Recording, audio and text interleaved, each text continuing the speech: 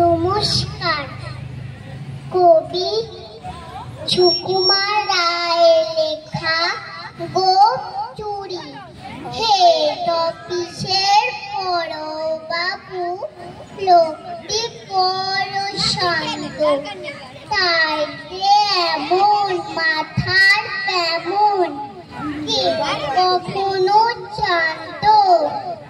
দিব্যি ছিলেন খোশ মেজাজে, চেয়ারখানি চেপে একলা বসে সিঞ্জিনি হঠাৎ গেলেন খেপে।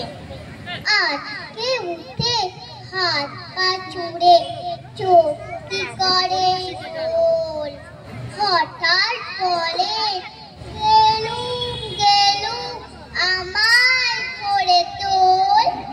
তাই শুনে কেউ বদ্যি ডাকে, কেউ বা হাঁকে পুলিশ, কেউ বা বলে কামড়ে দেবে সাবধানেতে তুলিস। ব্যস্ত সবাই এদিক ওদিক করছে ঘোরাঘুরি, বাবু হাঁকে ওরে আমায় গোপ গিয়েছে চুরি। গোপ হারানো আজব কথা, তাও কি হয় সত্যি? গোপ চোরা তো তেমনি আসে, কমেনি এক রত্তি। সবাই তারে বুঝিয়ে বলে, সামনে ধরে আয়না।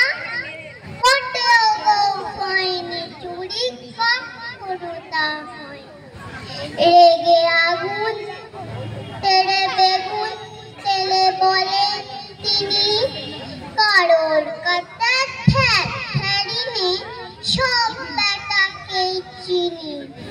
নোংরা ছাতা ঠ্যাংরা ছ্যাঁকা বিচ্ছিরি আর ময়লা, এমন গোপ তো রক্ত জানি শ্যামবাবুদের পয়লা।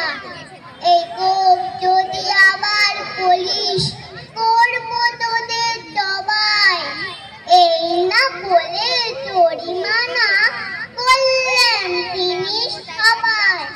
ভীষণ রেগে ভীষণ খেয়ে দিনে লিখে খাতায়, কাউকে বেশি লাই দিতে নেই, সবাই চড়ে মাথায়।